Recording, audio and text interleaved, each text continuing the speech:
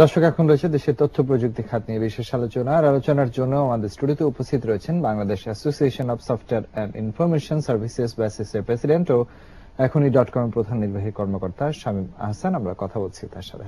আপনাকে স্বাগত আমাদের আজকের আলোচনায়। ধন্যবাদ। প্রথমে দেশের তথ্য প্রযুক্তি খাত অর্থাৎ আইসিটি খাতের বর্তমান প্রেক্ষাপটটা একটু জানবো। আমাদের আইসিটি খাতের বেশ কিছু সুখবর এসেছে। আমরা এশিয়া প্যাসিফিক আইসিটি অ্যালায়েন্স অ্যাপিকটার সদস্যপদ আমরা সম্প্রতি পেয়েছি।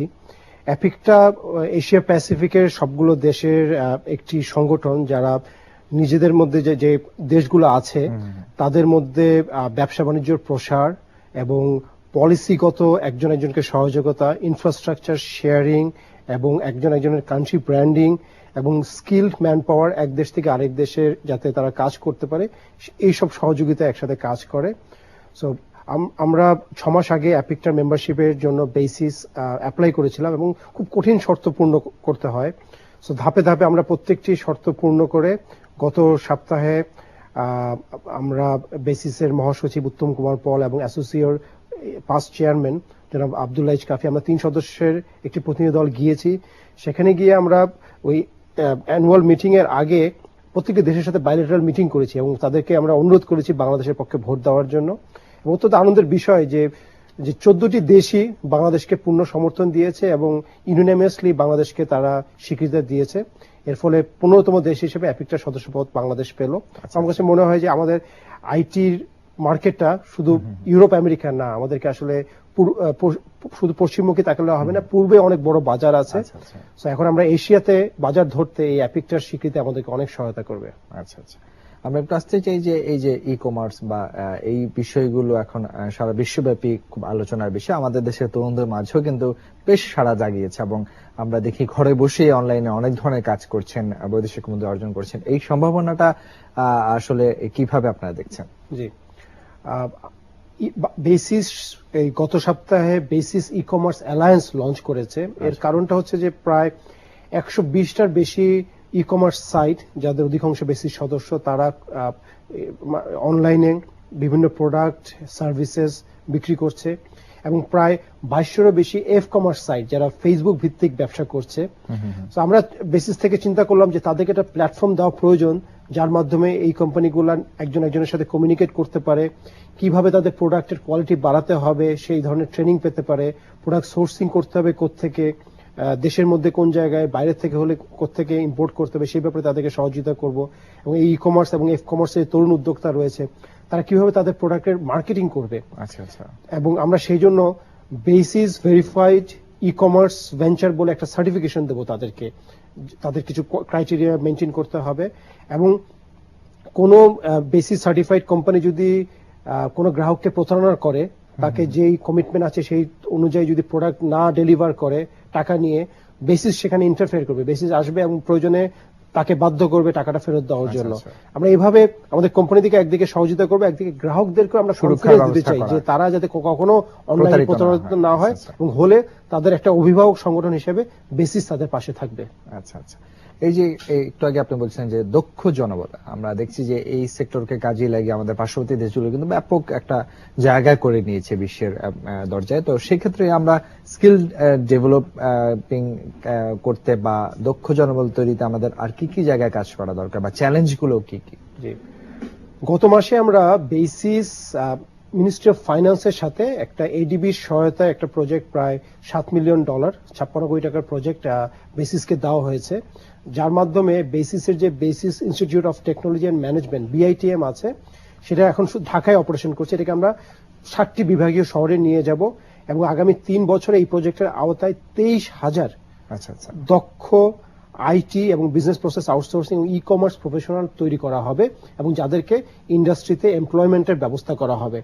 একইভাবে আইসিটি ডিভিশনের একটা LICT প্রজেক্ট আছে, সেখানেও বেসিস আমরা তাদের সাথে পার্টনার আছি এবং ওই প্রজেক্টের মাধ্যমেও প্রায় 30,000 দক্ষ জনশক্তিকে আগামী 3 বছরে তৈরি করা হবে। সো সব মিলে প্রায় 53,000 দক্ষ জনশক্তিকে এই দুইটা প্রজেক্টের আওতায় আমরা ট্রেনিং করাবো। একই সাথে যে বেসিসের ওয়ান বাংলাদেশ একটা ভিশন আছে যে আগামী 5 বছরের মধ্যে, 1 বছর পার হয়ে গেছে, আগামী 4 বছরের মধ্যে আমরা 10 লক্ষ লোককে ট্রেনিং করাবো এবং তাদের কর্মসংস্থান সৃষ্টি করব এবং সেই উদ্দেশ্য নিয়ে আমরা এগিয়ে যাচ্ছি এবং এই 50,000 আমাদেরকে অনেক দূর এগিয়ে দেবে এবং আশা করি আমরা পুরো টার্গেটই পূর্ণ করতে পারবো। আচ্ছা, একটু আসতে চাই যে তরুণ উদ্যোক্তা যারা এই খাতের, তাদের আসলে আর কি কি ধরনের সহযোগিতা? আমরা দেখি যে ব্যাংকিং সাপোর্টটা অনেক বেশি দরকার এবং ইন্টারেস্ট রেট, এই বিষয়গুলো নিয়ে অনেক ধরনের মিশ্র প্রতিক্রিয়া রয়েছে। এই জায়গাগুলো আপনারা কিভাবে দেখছেন? আমরা দেখছি যে আমাদের দেশের প্রথমত যারা এস্টাবলিশ বিজনেসম্যান আছে তাদের জন্য এটা বড় চ্যালেঞ্জ। আমাদের ব্যাংক ইন্টারেস্ট রেট পৃথিবীর অনেকটা মানে হাইয়েস্ট ব্যাংক ইন্টারেস্ট। আমরা দেখবো যে জাপানে তো এটা প্রায় 1.5% মতো, সিঙ্গাপুর মালয়েশিয়াতে এটা 4 থেকে 5% মতো, আমেরিকা এবং ইউরোপের দেশগুলোতে এটা 4 থেকে 5% মধ্যে আছে। বাংলাদেশে ব্যাংক ইন্টারেস্ট 14-15% এবং খুব প্রতিষ্ঠিত ব্যবসায়ী হলে এখন তারা 13% ইন্টারেস্ট রেটে পাচ্ছে।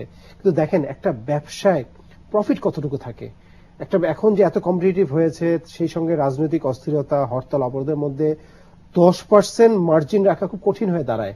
সেখানে যদি আমি 13-14-15% আমার ব্যাংক ইন্টারেস্ট দেই, তাহলে আমি কিভাবে আমার ব্যবসাটাকে সামনে এগিয়ে নেব, কিভাবে আমার পার্শ্ববর্তী দেশগুলোর সাথে আমি কম্পিটিশন করব। সেই ক্ষেত্রে আমাদের bank interest rate single digit মানে 9% আমাদেরকে অতি দ্রুতই নিয়ে আসতে হবে এবং এটা এই বছরের মধ্যে নিয়ে আসতে হবে, যাতে আমরা আমাদের উদ্যোক্তারা কম্পিটিটিভ থাকতে পারে।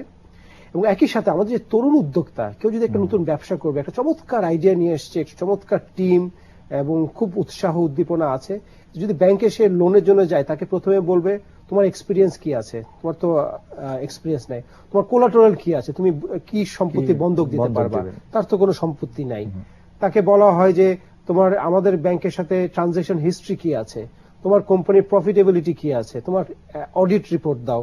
এত কিছু যখন তাকে বলে, সে তো প্রথমেই অঙ্কুরে তার প্রতিভাটা বিনষ্ট হয়ে যাচ্ছে। কিন্তু অন্যান্য দেশে কি হয়, অন্যান্য দেশে যেটা হয় যে শুধু ব্যাংক স্কুলের একটা ভেঞ্চার ক্যাপিটাল ইউনিট থাকে, ভেঞ্চার ক্যাপিটাল কোম্পানিগুলো শুধুমাত্র আইডিয়া দেখেই কোন রকম শর্ত ছাড়া, জামানত ছাড়া এবং কোনো ইন্টারেস্ট রেট থাকে না, তাকে প্রেসার দেয়, কোম্পানিগুলো কিছুটা শেয়ার নিয়ে ইনভেস্ট করে। আমাদের দেশে দুঃখের বিষয় হলো এখনো ভেঞ্চার ক্যাপিটাল কালচারটা গড়ে ওঠে নাই। কিন্তু সুখবর হলো আমরা বেসিস থেকে সম্প্রতি মাননীয় প্রধানমন্ত্রীর আইসিটি অ্যাডভাইজার এবং সিকিউরিটি কমিশনের চেয়ারম্যানের সাথে আমরা বসেছি এবং সেখানে সিদ্ধান্ত হয়েছে যে আগামী জুন মাসের মধ্যে একটা ভেঞ্চার ক্যাপিটাল পলিসি তৈরি করা হবে। এবং একই সাথে আরেকটি সুখবর আছে যে আমরা গত 4-5 বছর ধরে বেসিস থেকে আইসিটি অ্যাডভাইজার, আইসিটি মন্ত্রী তাদেরকে নিয়ে বিভিন্ন দেশে রোড শো এবং সেমিনার ওয়ার্কশপ করে এসেছিলাম। গত বছর সিলিকন ভ্যালি ভিত্তিক ফিনক্স ভেঞ্চার ক্যাপিটাল, তারা একটা $1.5 বিলিয়ন গ্লোবাল ফান্ড আছে, তারা বাংলাদেশে $200 মিলিয়ন ইনভেস্ট করার একটি ঘোষণা দিয়েছে। এটা একটা বড় ব্যাপার আমাদের জন্য। জি, আমরা এই বিষয়গুলো আবার এই আলোচনায় ফিরবো, তবে ছোট একটা বিরতি নিতে হচ্ছে আমাকে। দর্শক, এবারে নিচ্ছে একটা বিরতি, ফিরে আসবো আবার অতিথির সঙ্গে আলোচনায়। ততক্ষণ আমাদের সঙ্গেই থাকুন।